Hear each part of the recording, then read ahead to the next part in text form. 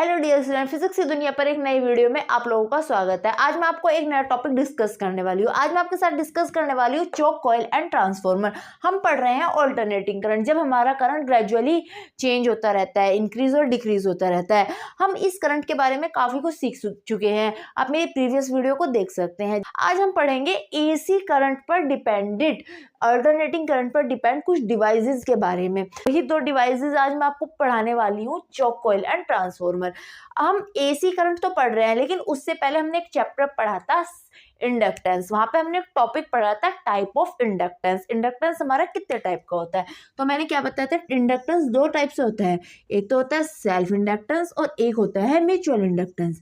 ठीक है, तो सेल्फ इंडक्टेंस कौन सा होता है, जब हमारे पास कोई एक ही कॉइल होती है, एक ही सर्किट होता है और उसी में तो करंट फ्लो हो रहा है और वही हमारा इंड्यूस ईएमएफ प्रोड्यूस कर रहा होता है, तो उस फिनोमेना को हम सेल्फ इंडक्टेंस बोलते हैं। और म्यूचुअल इंडक्टेंस में क्या होता है, जब हमारे पास दो डिवाइस होती हैं, दो सर्किट होते हैं और एक में तो हमारा करंट फ्लो हो रहा होता है, यानी कि ओरिजिनल करंट होता है जो हम उसको दे रहे हैं, और उसकी वजह से दूसरी डिवाइस में एक ऑपोजिट इंड्यूस ईएमएफ प्रोड्यूस हो जाता है, इंड्यूस करंट प्रोड्यूस होता है, जिसको हम क्या बोलते हैं, जिस फिनोमेना को हम क्या बोलते हैं, म्यूचुअल इंडक्टेंस बोलते हैं। तो जब दो कॉइल के बीच में एक कॉइल की वजह से दूसरी कॉइल में करंट प्रोड्यूस या फिर फ्लो होने लगता है, तो उस फिनोमेना को हम क्या बोलते हैं, म्यूचुअल इंडक्टेंस बोलते हैं।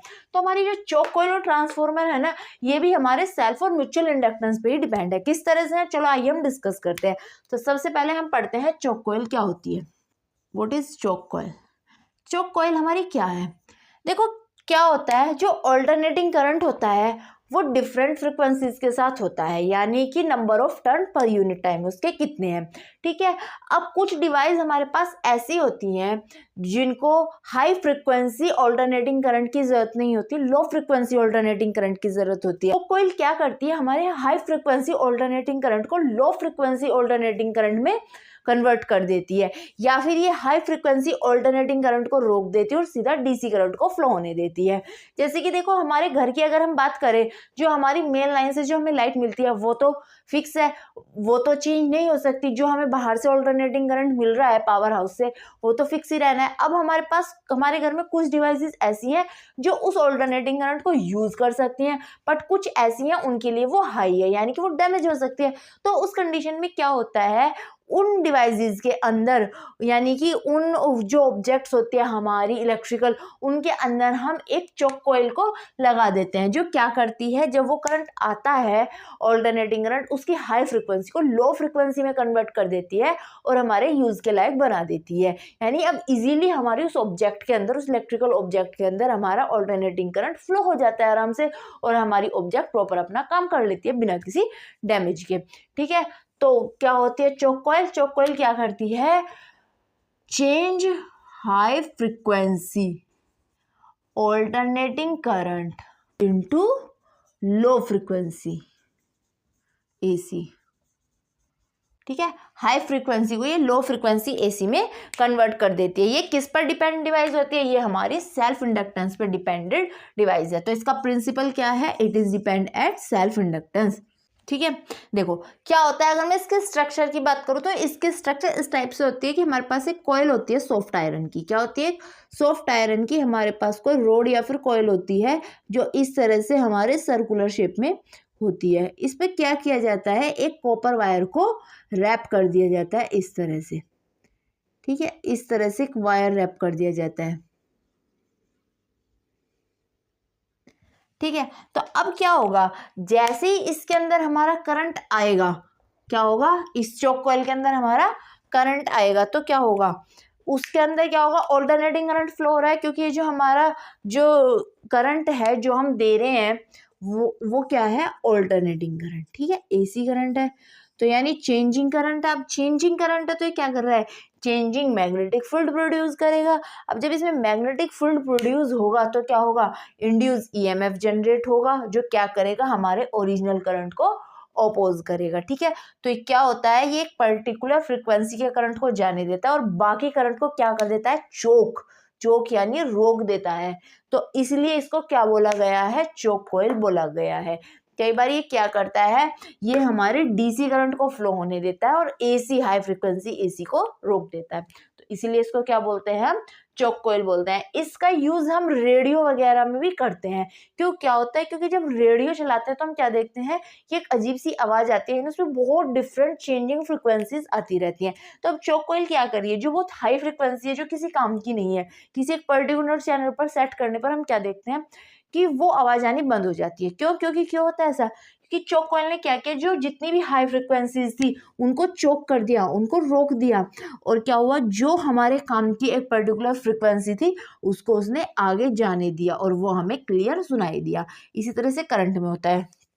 देखो, हम इससे एक चीज से समझ सकते हैं, आपने देखा होगा हमारे घरों में इतनी बड़ी बड़ी ट्यूब्स होती थी पहले, ठीक है, ऐसे लंबी लंबी ट्यूब्स होती है, और जो ये जहाँ लगती थी ना, यहाँ इनके ऊपर ऐसे एक बॉक्स बना हुआ होता था, ठीक है, इस बॉक्स के अंदर ही हमारी चोक कॉइल होती थी। क्या होती थी, ये चोक कॉइल। ये क्या करती थी, क्योंकि ये होती थी हमारी फ्लोरेंस ट्यूब, तो इनमें क्या होता था, ये बहुत लो ऑल्टरनेटिंग करंट पर काम करती थी, लो एसी डिवाइस थी। तो अब क्या हुआ, जब हाई एसी डिवाइस से हमें करंट प्रोड्यूस, जब हमें हाई एसी मिला, हाई ऑल्टरनेटिंग करंट मिला, तो अब जो डायरेक्ट इसमें जाएगा ये ट्यूब में, तो ये ट्यूब हमारी डैमेज हो जाएगी। तो क्या होता था, वो पहले चोक कॉइल के अंदर आता है, तो चोक कॉइल क्या करती है, वो उसके अंदर क्या करती है, ऑपोजिट ईएमएफ जनरेट करती है, यानी ऑपोजिट करंट जो क्या कर रहा है ओरिजिनल, कि ये जो करंट था एसी करंट, इसकी फ्रीक्वेंसी को इसने क्या कर दिया, कम कर दिया। अब जो कम फ्रीक्वेंसी है वो इजीली हमारी ट्यूब के अंदर चली जाती थी, और हमारी ट्यूब जो होती है वो इजीली ग्लो करने लगती है, अपना काम प्रॉपर्ली करती है, क्योंकि अगर हाई फ्रिक्वेंसी उसको मिलेगी तो वो डैमेज हो सकती थी।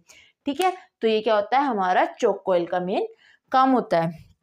अब चोक कॉइल के अंदर क्या होता है, चोक कॉइल सेल्फ इंडक्टेंस पे काम करती है, यानी उसमें क्या होता है, अगर मैं इसके सर्किट की बात करती हूँ तो इस तरह से हम एक सोर्स लेते हैं, उसके सीरीज में हम एक इंडक्टर लगा देते हैं, इंडक्टर कनेक्ट होता है सोर्स के साथ, ठीक है, epsilon is equal to epsilon not sine omega t, ठीक है, और इसमें इस तरह से करंट आई फ्लो होता है। अब यहाँ पे सवाल आ सकता है कि हम क्या इसमें इंडक्टर की जगह रेजिस्टर भी लगा सकते हैं, क्या रेजिस्टर भी यूज कर सकते हैं, can we use resistor, the answer is yes और नो।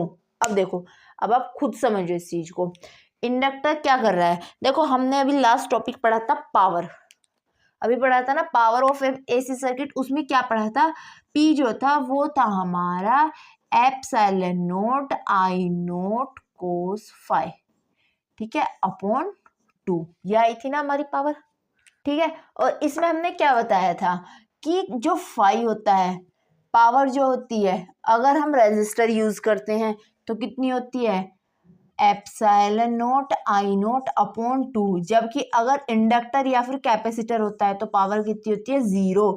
यानी कि अगर हम इसमें रेजिस्टर लगाते हैं तो क्या करेगा रेजिस्टर, जो उसे एनर्जी, जो उसे अल्टरनेटिंग करंट मिल रहा है उसको क्या करेगा, वो अपने आप को गर्म करने में, हीट में कन्वर्ट करेगा एनर्जी को, तो उसमें क्या होगा, हीट प्रोड्यूस करेगा वो, यानी कि वो पावर वो जनरेट कर रहा है, उसके अंदर पावर है, ठीक है, तो वो क्या करेगा, हीट प्रोड्यूस करेगा। बट एल क्या कर रहा है, वो कोई भी हीट प्रोड्यूस नहीं कर रहा है, कोई हीट जनरेट नहीं कर रहा है, कोई भी पोल्यूशन नहीं कर रहा है वो, और वो सीधा क्या कर रहा है, हमारी एसी करंट को की फ्रीक्वेंसी को वो कम कर रहा है, ऐसे ही बिना किसी अदर फिनोमिना के, मतलब कि कोई भी उसने कोई पोल्यूशन क्रिएट नहीं किया है, हीट प्रोड्यूस नहीं हुई है, ठीक है, तो इसने रेजिस्टर की जगह पे इसमें इंडक्टर यूज करते हैं, ठीक है, रेजिस्टर यूज करेंगे तो वो क्या करेगा, हीट जनरेट करेगा, हीट प्रोड्यूस हो जाएगी, वहाँ जो ये एनर्जी है, ये करंट है, वो किस में यूज हो जाएगा, हीट को प्रोड्यूस करने में, ठीक है। तो इसलिए ये होती है हमारी चोक कॉइल। चोक कॉइल का यूज क्या होता है, चोक कॉइल का यूज हम वहाँ यूज करते हैं जब हमारे पास लो फ्रिक्वेंसी डिवाइसेस होती हैं और उसको हमें हाई फ्रिक्वेंसी सोर्स से हमें उसको चलाना पड़ता है। तो चोक कॉइल हमारी कहाँ यूज होती है, चोक कॉइल हमारी वहाँ यूज की जाती है डिवाइस जब हमारे पास कोई ऑब्जेक्ट, कोई electrical object high frequency, low frequency की ऑब्जेक्ट होती है, यानी उसको लो फ्रिक्वेंसी अल्टरनेटिंग करंट की जरूरत होती है, बट हमारे पास होता है हाई एसी करंट, तो उस कंडीशन में हम चोक कॉइल लगा देते हैं उस डिवाइस के साथ, अपनी के साथ, और वो क्या करती है, हाई फ्रिक्वेंसी करंट को लो फ्रिक्वेंसी करंट में चेंज कर देती है और हमारी ऑब्जेक्ट बिना डैमेज हुए इजीली अपना काम करती है, ठीक है। देखो यहाँ एक सवाल आता है, ये तो थी हमारी ये डिवाइस एसी करंट पर डिपेंडेबल, क्या ये डीसी डिवाइस की तरह वर्क कर सकते हैं, यानी अगर हम इनको डीसी करंट के साथ कनेक्ट कर दे तो क्या ये डिवाइस कम करेगी। देखो चोक कॉइल क्या कर रही है, हमारे करंट को चोक कर रही है, एसी करंट को चोक कर रही है, उसको कम कर रही है, ठीक है। लेकिन अगर मैं इसको डीसी के साथ कनेक्ट कर दूं तो क्या होगा, इसमें होता है हमारा एक्सएल, क्योंकि इंडक्टर होता है, इसमें इंडक्टर होता है, तो उसके लिए हमारा जो इंडक्टर रेजिस्टेंस होता है वो कितना होता है, XL equals to omega L, ठीक है। और ओमेगा क्या होता है, 2πf, omega 2πf frequency, AC current की फ्रीक्वेंसी होती है। बट अगर मैं डीसी में बात करूँ तो एफ की वैल्यू कितनी होती है, जब एफ की वैल्यू 0 हो जाएगी तो एक्सएल की वैल्यू 0, यानी कि उसके अंदर कोई भी रेजिस्टेंस होगा ही नहीं अगर हम डीसी के साथ, डायरेक्ट करंट के साथ इसको चोक कॉइल को कनेक्ट कर देते हैं, ठीक है। सारा करंट उससे बाहर निकल जाएगा, सारा करंट फ्लो होगा उससे बाहर। तो ये था मेरा आज का वीडियो, आई होप आपको अच्छे से समझ आया होगा। और अगर आपको कहीं कोई प्रॉब्लम है तो आप कमेंट बॉक्स में कमेंट करके मुझसे पूछ सकते हैं। इस वीडियो को अपने दोस्तों के साथ भी शेयर कीजिए ताकि उनकी भी हेल्प हो। और आज के लिए बस इतना ही, मिलती हूँ मैं अपनी नेक्स्ट वीडियो में, तब तक के लिए like and subscribe my YouTube channel physics की दुनिया by Juhi Chaudhary. Thank you so much for watching my video.